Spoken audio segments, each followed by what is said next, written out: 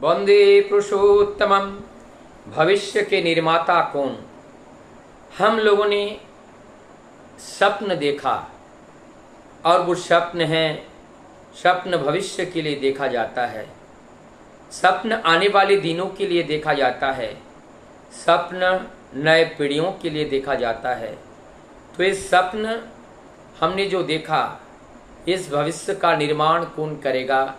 जो इस भविष्य का निर्माण करेगा वही भविष्य के निर्माता है। तो आज जो भविष्य का निर्माता को देखते हुए, जो आज प्रत्येक घर में जो कोख में पाल रहा है बच्चा, वो बच्चा जब बड़ा होगा वही भविष्य का निर्माता होता है। अब उनको निर्माण कौन करेगा? जन्म तो माँ बाप ने दिया, जन्म माँ बाप देते हैं, लेकिन उनको निर्माण कौन करते हैं? उनके अंदर बोध के उदय कौन कराते हैं? और जब तक बोध का उदय ना हो तब तक उन जीवन की वास्तविक अर्थ को समझ नहीं पाते हैं, तब तक उनके द्वारा कोई भी कार्य, कोई भी दायित्व पूर्णतः कराया नहीं जा सकता है।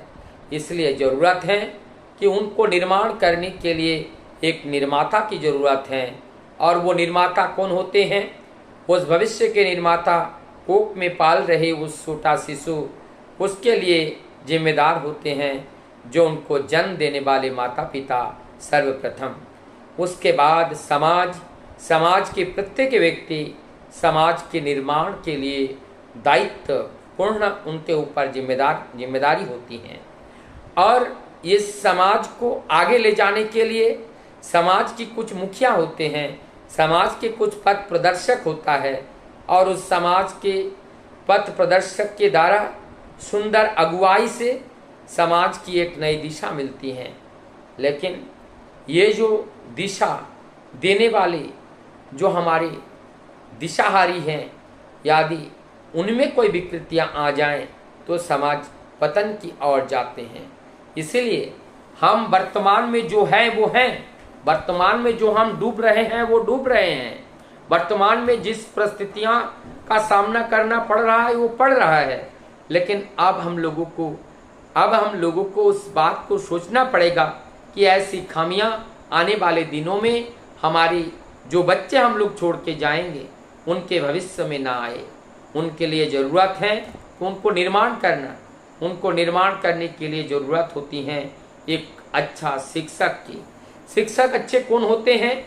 कि जिनके मस्तिष्क में रहता है कि हम इस बच्चे का भविष्य कैसे हम सुंदर बनाएं, और जिस टीचर के मन में रहता है कि हमें इतने समय तक पढ़ाना है और इतने समय तक इनको उलझा कर रखना है, और समय बीतने के बाद फिर हमें घर चला जाना है, मन में कोई उद्देश्य नहीं, कोई तमन्ना नहीं और अपने ऊपर कोई जिम्मेदारी नहीं, ऐसे गैर जिम्मेदारानी वाली जो व्यक्ति होते हैं, जो अध्यापक होते हैं, जो समाज सुधारक होते हैं, वो समाज को नाश करते हैं, वो समाज को विनाश करते हैं।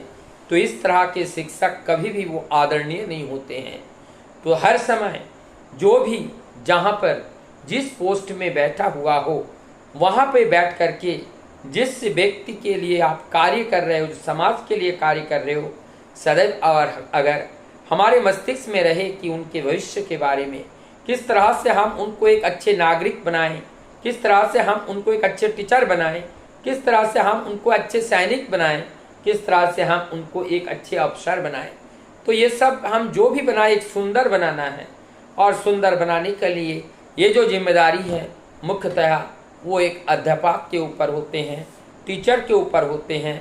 तो टीचर अगर अपने कंधे पर इस तरीके की जिम्मेदारी को लेकर के अपने जिम्मेदारी को बेखूबी निभाने का अगर प्रयास करते हैं, निश्चित रूप से एक सुंदर स्वप्न का एक दुनिया हम अपनी आशा कर सकते हैं, और अपने भविष्य में इस तरह का एक समाज निर्माण हो उसकी भी आशा कर सकते हैं।